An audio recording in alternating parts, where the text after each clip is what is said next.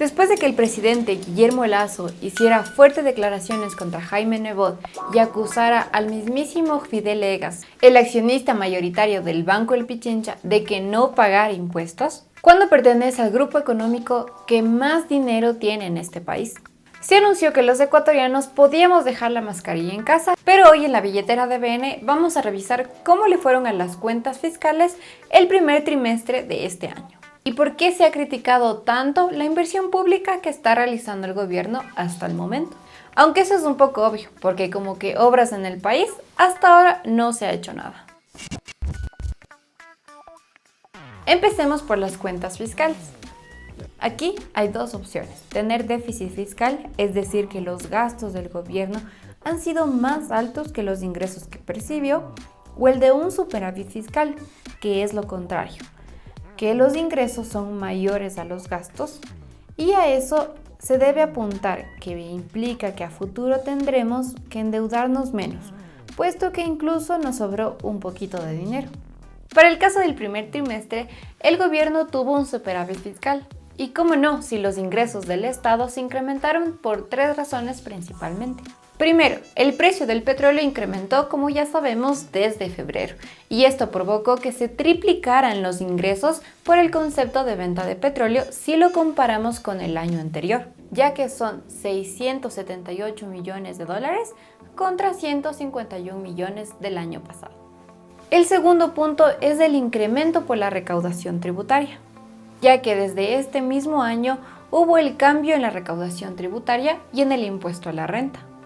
Y el tercer punto es que finalmente la economía se ha reactivado un poco más que los 2 años anteriores de la pandemia.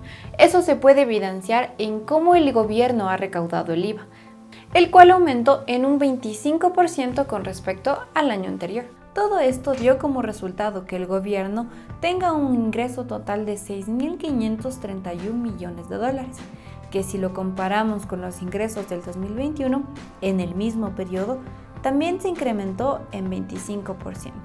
Por lo tanto, el superávit de este periodo es de 423 millones si le quitamos todo lo que el gobierno ha gastado.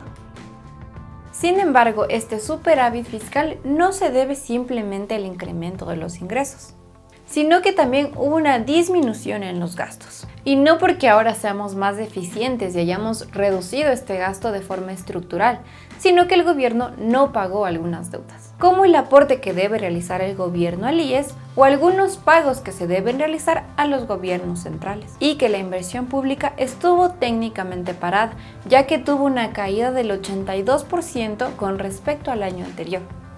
He ahí lo importante de ver el panorama completo. Y por eso vamos a revisar cómo ha sido la inversión por parte de este gobierno. Para el 2021, el gobierno realizó una inversión de 3.341 millones de dólares y que se evidenció principalmente en 3 proyectos: el plan de vacunación, el reacondicionamiento de escuelas y las transferencias monetarias que se entregaron como ayudas económicas a familias de bajos recursos mientras estuvimos en pandemia. Para este año ya no van a ser 3.000 millones de dólares, sino 1.871 millones, un 44% menos. Todo esto está detallado en el Plan Anual de Inversiones, que para el caso del 2022 se han propuesto ejecutar 307 proyectos. El proyecto de mayor monto, con 210 millones de dólares, está destinado a la reforma de la gestión pública. O sea que se va a financiar la desvinculación de servidores públicos, ya sea por despidos o por pago de jubilaciones. El segundo monto más alto es para la reconstrucción de Manabí causado por el terremoto del 2016. 6 años después, y seguimos con el mismo tema.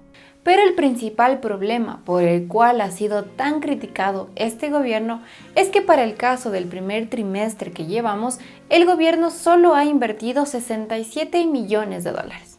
Una cifra inaudita e históricamente baja. Además que este dinero fue destinado para proyectos que ya se venían arrastrando de gobiernos anteriores, como son los puntos de encuentro, que son los puntos donde la ciudadanía puede acceder a Internet.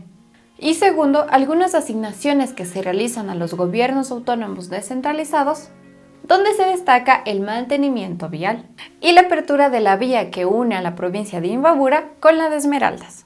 El gobierno ha tratado de justificar esta ridícula cifra de inversión mencionando que hubo una reclasificación de los gastos en las cuentas fiscales, que ahora los pagos para el personal de salud y educación ya no pueden estar como inversión, sino como gasto corriente.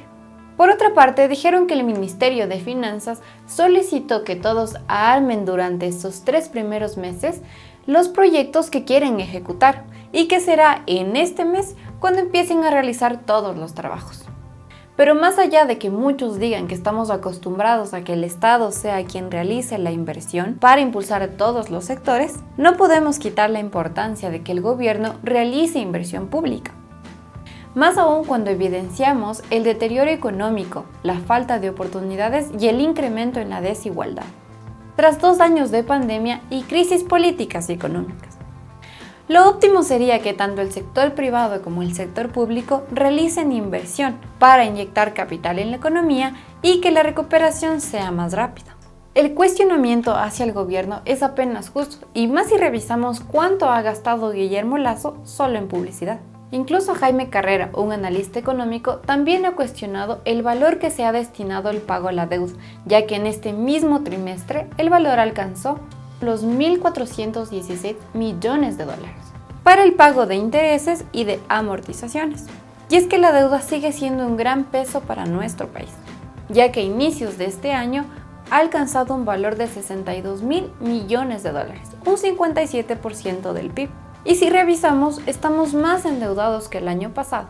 Además que tener un superávit fiscal en este primer trimestre no marca el resultado final del año, aunque el gobierno tiene que cumplir con las medidas que se acordó con el FMI, así que va a tratar de reducir el déficit fiscal lo máximo posible. ¿Has presenciado o has escuchado de alguna obra que haya realizado este gobierno? Porque el gobierno solo publicó cuando dio conos y una impresora. ¿Cómo interpretas tú que el gobierno nacional quiera disminuir el déficit fiscal? ¿O si ha sido conveniente o no para nuestros bolsillos? ¿Conocías sobre el Plan Anual de Inversiones para el 2022? ¿Cuál consideras que debería ser la prioridad dentro de este plan?